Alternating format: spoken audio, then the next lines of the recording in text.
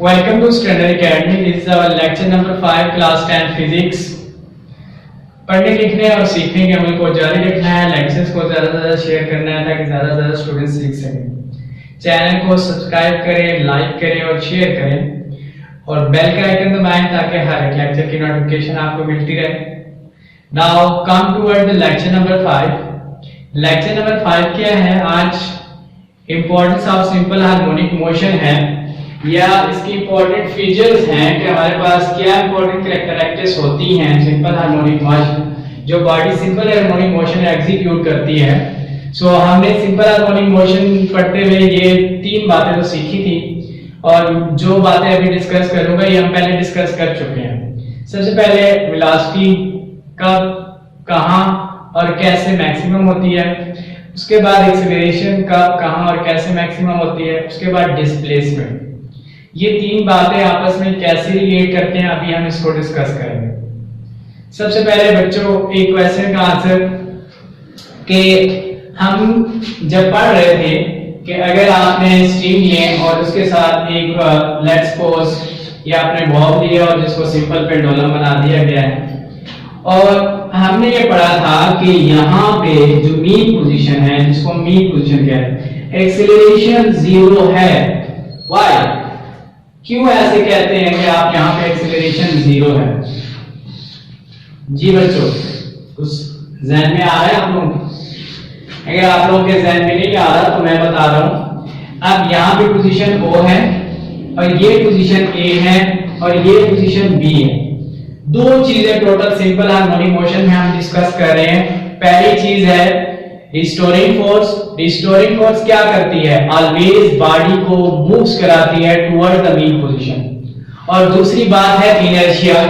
Inertia क्या करती है कि मुज़ाहमत पैदा करती है किसी भी बॉडी के रुकने में या उसकी हरकत करने में। सो हम ये कह रहे हैं कि जो बॉडी मीन पोजीशन से दूर जाती है रिस्टोरिंग फोर्स इंक्रीज करती जाती है और जो body restoring force mean position के करीब आती है तो रिस्टोरिंग फोर्स कम होती जाती है। अब अगर मैं आपको 9th क्लास में लेके चलूं तो 9th क्लास में आपने न्यूटन सेकंड लॉ पढ़ा है बच्चों।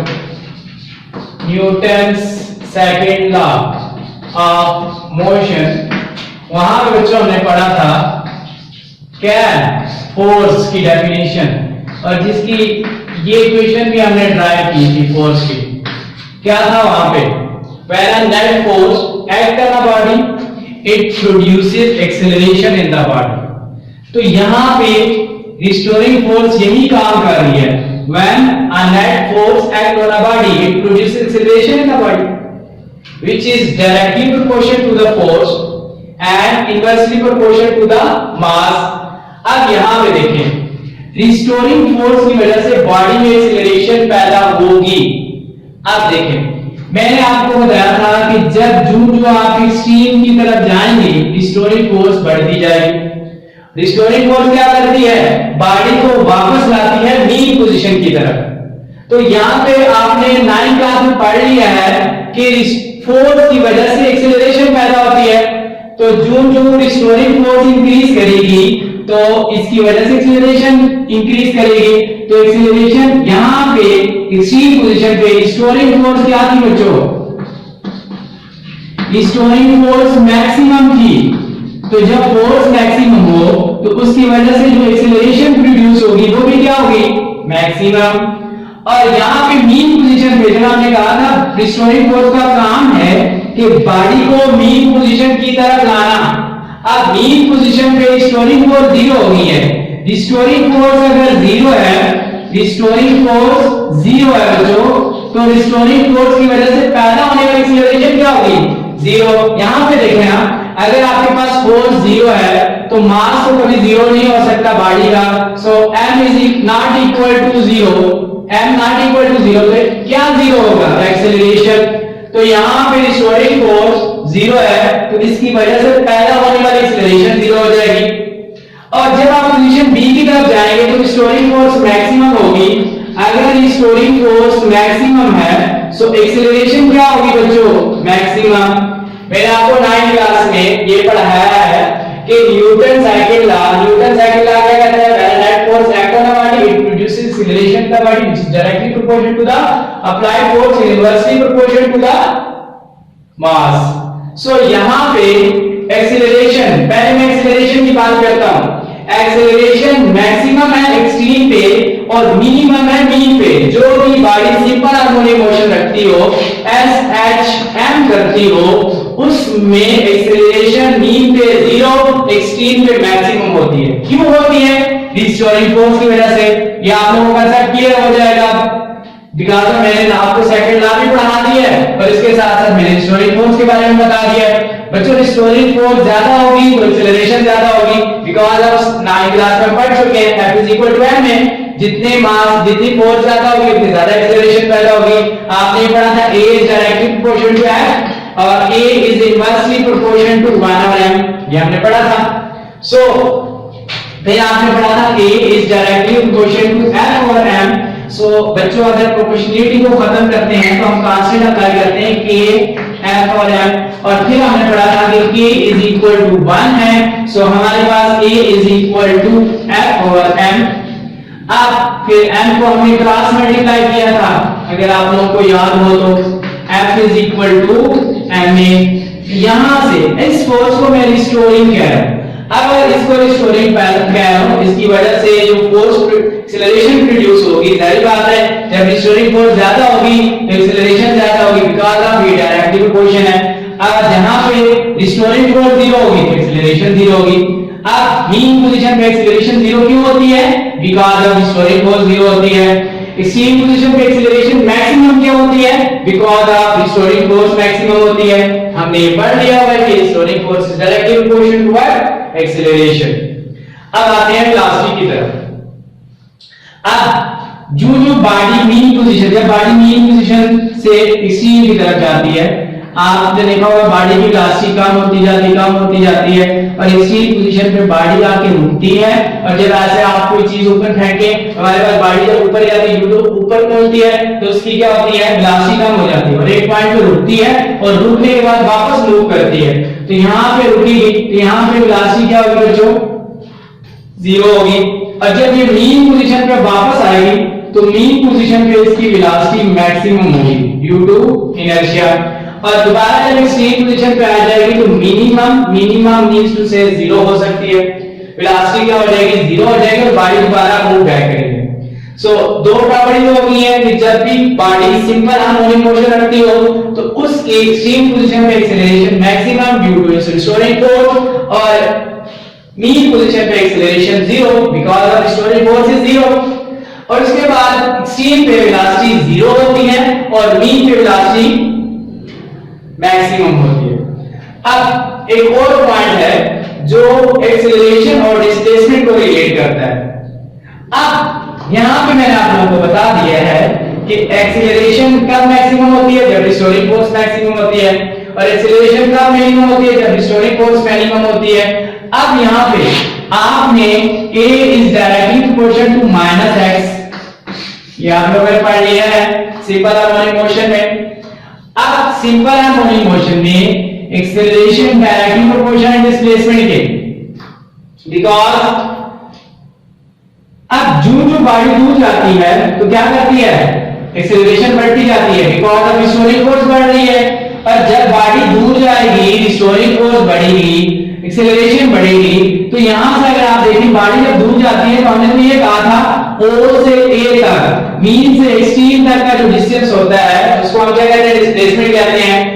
सो यहाँ पे डिस्टेंस ड्यू टू डिस्प्लेसमेंट बढ़ रही है तो इसके साथ साथ एक्सेलरेशन भी बढ़ रही है. तो इसका सिंपल हार्मोनिक मोशन का ये है कि जब बॉडी का मीन से डिस्टेंस या डिस्प्लेसमेंट बढ़ता जाएगा तो इसके साथ साथ इसकी एक्सेलरेशन बढ़ती जाएगी और बॉडी का जो डिस्प्लेसमेंट कम होगा, बॉडी वापस आ रही है ना बच्चों, तो इसका डिस्प्लेसमेंट कम होता जा रहा है और यहाँ पे डिस्प्लेसमेंट बिल्कुल खत्म हो गई है. x = 0 हो गया. तो यहाँ पे देखें मीन पे क्या है? एक्सेलरेशन भी तो 0 है. तो यहां से ये प्रूफ हो गया है कि जब एक्सेलरेशन ज्यादा होगी तो डिस्प्लेसमेंट भी ज्यादा होगी, एक्सट्रीम पे बॉडी होगी. और जब एक्सेलरेशन कम होगी तो वो मीन पे होगा या उसकी डिस्प्लेसमेंट भी कम होगी. जब जितनी ड्यू टू डिस्प्लेसमेंट ज्यादा होती जाती है तो एक्सेलरेशन भी ज्यादा होती जाती है और जो डिस्प्लेसमेंट कम होती जाती है तो acceleration, it's mean acceleration is what directly proportional to the displacement, because of when the displacement is increases the acceleration is also increases, and when the displacement is decreases the acceleration also decreases. And now this negative sign stand for what? That because of आप लोग कह रहे हैं restoring force is always directed toward the mean position. So आपने ये कहा था 9th class में when a net force act on a body it produces acceleration in the body in the direction of force. जब body पे force act करेगी तो वो उसमें एक्सेलरेशन प्रोड्यूस करेगी और वो जो एक्सेलरेशन है वो उस फोर्स की डायरेक्शन में होगी जिस डायरेक्शन में आप लोग फोर्स लगाएंगे. सो आप क्या करेंगे, आप डिस्टोरिंग फोर्स मानते हैं मीन पोजीशन की तरफ है तो एक्सेलरेशन कहां होगी, वो भी अगेन मीन पोजीशन की तरफ होगी. तो इसलिए हम ये नेगेटिव साइन लगाते हैं because of acceleration is always directed toward the mean position. So यहां से ये क्लियर हो गया कि ये नेगेटिव साइन क्यों लगाया जाता है. बिकॉज़ इसको रिपीट कर देता हूं, when a net force act on a body it produces acceleration in the body in the direction of force. जिस डायरेक्शन में आप फोर्स लगाएंगे उस डायरेक्शन में ही एक्सेलरेशन पैदा होगी. सो यहां पे देखें restoring force is always directed toward the mean position, so our acceleration should be in the directed toward the mean position because of what? Our restoring force is producing here acceleration, that's why it is always directed toward the mean position. So यहाँ पे negative sign का concept आप लोगों को clear होना चाहिए. Acceleration और displacement का आपस में डायरेक्ट रिलेशन है, लेकिन एक्सेलरेशन क्या होती है, always directed toward the mean position होती है, जिसकी वजह से नेगेटिव साइन आता है. अब रह गई है एक प्रॉपर्टी. वो एक प्रॉपर्टी क्या है कि a body executing simple harmonic motion, जिस बॉडी जो भी बॉडी है जो सिंपल हार्मोनिक मोशन रखती है वो हमेशा मीन पोजीशन के इर्द गिर्द वाइब्रेट करेगी, जिसको आप टू एंड फ्रो मोशन कहते हैं. बॉडी मीन पोजीशन के इर्द गिर्द क्या करेगी, टू एंड फ्रो मोशन करेगी. ठीक है. सो ये वो प्रॉपर्टीज थी, ये इंपॉर्टेंट कैरेक्टरिस्टिक्स थी जो सिंपल हार्मोनिक मोशन जिस बॉडी में हो वो एग्जीक्यूट करती है. अब कुछ टर्म्स है. पहले टर्म है हमारे पास टाइम पीरियड. पहले भी मैं बता चुका हूं, रिपीट कर देता हूं. अब टाइम पीरियड क्या है बच्चों, अब बॉडी यहां से एक्सीलरेट कर रही है, एक्सीलरेट करते हुए अब बॉडी ने यहां से यहां तक एक्सीलरेट किया और फिर दोबारा वापस यहां एक्सीलरेट किया और एक्सीलरेट करते हुए इस एक्सट्रीम पे आया, इस एक्सट्रीम से इस मीन की तरफ आ जाए. तो ये एक कंप्लीट रोटेशन या कंप्लीट वाइब्रेशन या complete cycle. The time which is required for complete vibration or complete cycle is called time period of that pendulum or spring or ball and bound system. Time period क्या है बच्चों, जब एक complete vibration होगा उसके लिए जितना time required होगा उस टाइम को हम उसका क्या कहेंगे, टाइम पीरियड. वो टाइम पीरियड अगर सिंपल हार्मोनिक मोशन किसमें देख रहे हैं आप, बॉल एंड बाउंड सिस्टम में, तो बॉल ने अगर यहां से मोशन किया इस एक्सट्रीम पे गया, एक्सट्रीम से अगेन मीन पे आ गया, इस एक्सट्रीम पे चला जाए और इस एक्सट्रीम से मीन पे आए, तो तब हमारे पास कंप्लीट वाइब्रेशन होगी. अब टाइम पीरियड का कंप्लीट वाइब्रेशन कब होती है, जब जिस डायरेक्शन में आपने वेलोसिटी या डिस्प्लेसमेंट ली है दोबारा बॉडी उस डायरेक्शन में, देखो मैंने बॉडी यहां से यूं मूव कराई है तो ये इस डायरेक्शन में बॉडी थी. अब अगर दोबारा उस पोजीशन पे ले आया हूं, यहां पे देखिए पोजीशन सेम है लेकिन वेलोसिटी की डायरेक्शन हमने यूं करके स्टार्ट की थी, अब तो वेलोसिटी की या डिस्प्लेसमेंट की डायरेक्शन यूं है, तो इसका मतलब कंप्लीट वाइब्रेशन नहीं हुआ. बॉडी को यहां जाने में और यहां पे दोबारा वापस आएगा, तो जिस डायरेक्शन में आप उसकी वेलोसिटी को लेंगे या डिस्प्लेसमेंट होंगे तो उस डायरेक्शन में दोबारा उसको रिपीट करनी चाहिए. सो टाइम पीरियड की डेफिनेशन क्या है, the time required for one complete vibration or cycle of any में क्या आएगा, पेंडुलम, स्प्रिंग, मास अटैच और बॉल एंड बाउंड सिस्टम, जिसकी भी आपको कहा जाए टाइम पीरियड का, तो इस कारण इस टाइम पीरियड. टाइम पीरियड के बाद बच्चों हमारे पास आता है फ्रीक्वेंसी. फ्रीक्वेंसी, फ्रीक्वेंसी और टाइम पीरियड का रिलेशन है, ये इनवर्स है, t is equal to 1 over f। अब फ्रीक्वेंसी क्या है? The number of cycle. अब ये जो पेंडुलम है, ये तो एक साइकिल के लिए जितना टाइम रिक्वायर्ड होता है उसको हम टाइम पीरियड कहते हैं। अब ये एक सेकंड में कितनी साइकिल कंप्लीट करता है, उसकी तादाद को हम उसकी फ्रीक्वेंसी कहते हैं। अब कोई बॉडी है जो पेंडुलम है एक सेकंड में 20 साइकिल कंप्लीट करता है, तो इसकी फ्रीक्वेंसी होगी 20 हर्ट्ज। अगर कोई 50 साइकिल कंप्लीट करता है तो उसकी फ्रीक्वेंसी होगी 50 हर्ट्ज। आपके घर में जो लाइट लगी हुई है, आप लोगों ने कभी इसको देखा हो तो आप कहते हैं इसकी, हमारी जो पाकिस्तान की लाइट है इसकी जो फ्रीक्वेंसी है 50 हर्ट्ज है, बाकी जो बाहर यूज हो रही है 60 हर्ट्ज है। इट्स मीन कि ये 60 साइकिल्स कंप्लीट या 50 साइकिल कंप्लीट करती है एक सेकंड में, दैट्स व्हाई इसकी फ्रीक्वेंसी इतनी है। जितने साइकिल एक सेकंड में कंप्लीट किए जाते हैं किसी भी बॉडी के या किसी भी जो बॉडी वाइब्रेट कर रही है उसको हम क्या कहते हैं, उसकी फ्रीक्वेंसी कहते हैं। So number of cycle in unit time or cycle in a second, number of cycle of any pendulum in unit time is called its frequency. और number of cycle of any body attached to a spring in a second is called its frequency। या फिर आपके पास बार कौन सा है, the number of cycles completed by a ball in a bowl in 1 second is called its frequency। उसको हम क्या कहेंगे बच्चों? फ्रीक्वेंसी कहेंगे।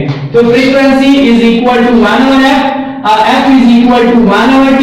फ्रीक्वेंसी का यूनिट जो है वो हमारे पास साइकिल इनवर्स होता है या साइकिल इनवर्स सॉरी, और या इसको हम हर्ट्ज के नाम से, बिकॉज ऑफ साइंटिस्ट हर्ट्ज की वजह से को फ्रीक्वेंसी का यूनिट रखा गया था, सो इसको हर्ट्ज भी कहते हैं। अब इसके बाद हमारे पास नेक्स्ट जो टर्म है फ्रीक्वेंसी टाइम पीरियड, उसके बाद हमारे पास है एम्पलीट्यूड। एम्पलीट्यूड क्या होता है बच्चों? Maximum distance from mean position of simple harmonic motion is called it's amplitude. किसी भी बॉडी का मीन से मैक्सिमम डिस्टेंस, मतलब मीन से एक्सट्रीम तक जो डिस्प्लेसमेंट होती है, डिस्टेंस होती है, उसको हम क्या कहते हैं? उसका एम्पलीट्यूड कहते हैं। The distance from mean to extreme of any executing simple harmonic motion is called amplitude। इस एम्पलीट्यूड, मीन का एम्पलीट्यूड क्या होता है? 0, जिसको हम x नॉट से रिप्रेजेंट करते हैं, और यहाँ पे x m से x मैक्सिमम, इसका एम्पलीट्यूड मैक्सिमम होता है। तो ये वो टर्म्स थे जिसको हमने डिफाइन करना था, और उसके अलावा अगर कोई टर्म रह गई है तो हम चेक कर लेते हैं बुक से कि कोई टर्म ऐसी ना हो जो रह गई हो। टाइम पीरियड, फ्रीक्वेंसी, एम्पलीट्यूड, ये 3 टर्म्स थी जो हमने डिफाइन करनी थी। अब आपके पास क्विक क्विज है जिसको अंडरस्टैंड करना है। क्विक क्विज में बच्चों एक बॉल है जिसको आपने क्या, सब पहला क्विक क्विज है, check your understanding, can whether or not these motions are the example of simple harmonic motion। A है up and down motion of leaf in water pound. अगर वाटर पाउंड में अगर लीफ रखा गया है तो क्या इसकी मोशन सिंपल हार्मोनिक मोशन होगी या नहीं होगी? तो इसकी मोशन सिंपल हार्मोनिक मोशन होगी। बिकॉज क्यों होगी? क्योंकि जब लीफ को आप पाउंड में रखते हैं तो वो अपने बॉडी ऊपर नीचे वहीं पे वाइब्रेट कर रहा है, मीन पोजीशन के इर्द गिर्द वाइब्रेट करता है। बाकी जितनी प्रॉपर्टी अभी मैंने थोड़ी पहले डिस्कस की है ये भी उसमें एग्जीक्यूट करेंगे। दूसरा क्वेश्चन है कि हमारे पास बी पार्ट है, the motion of ceiling fan. Ceiling fan की जो मोशन है ये सिंपल हार्मोनिक मोशन होगी नहीं, ये सर्कुलर मोशन होगी। सर्कुलर मोशन है, ठीक है, क्योंकि हमने पढ़ा है सिंपल हार्मोनिक मोशन की जो प्रॉपर्टी थी, जो लास्ट मैंने बताई है कि बॉडी वाइब्रेट करती है, टू एंड फ्रो मोशन करती है, टू एंड फ्रो मोशन करती है अबाउट मीन पोजीशन। तो सीलिंग फैन तो मोशन नहीं करती टू एंड फ्रो आपकी मीन पोजीशन के लिए, सो इसलिए ये एग्जांपल नहीं है। फिर उसके बाद बच्चों हमारे पास थर्ड है motion of the hand of clocks. नहीं, ये भी सर्कुलर मोशन करती है, या इसको आप ये आपके पास सिंपल हार्मोनिक मोशन नहीं है, टू एंड फ्रो मोशन नहीं करती नी पोजीशन की गेंद। उसके बाद है बच्चों आपके पास कि आपने motion after plug string fix both hand, दोनों हैंड पे फिक्स है, तो इसकी मोशन भी क्या नहीं, ये नहीं है हमारे पास simple harmonic motion, because of body के पार्टिकल्स को वाइब्रेट करना चाहिए, about to and fro motion करनी चाहिए नी पोजीशन के। उसके बाद लास्ट है the movement of the honey bee, honey bee की नहीं है, रैंडम मोशन है। तो ये वो तमाम थे कि जिससे हम क्या कर सकते थे, सिंपल हार्मोनिक मोशन डिफाइन किए थे। अब पहला ऑप्शन हमारे पास ये बनता है कि हम चैप्टर कंप्लीट करें, या दूसरा ऑप्शन ये बनता है कि हम सिंपल हार्मोनिक मोशन और स्प्रिंग के रिलेटेड जितने न्यूमेरिकल एक्सरसाइज में है वो सॉल्व करें। तो ये आपके कमेंट्स बताएंगे कि पहले हम न्यूमेरिकल करें या चैप्टर के फर्दर टॉपिक्स करें। That's all from the lecture number 5। Channel को लाइक करें, सब्सक्राइब करें और शेयर करें, ज्यादा से ज्यादा शेयर करें ताकि ज्यादा स्टूडेंट सीख सकें। पढ़ने लिखने और सीखने के अमल को जारी रखना है। Thank you, that's all.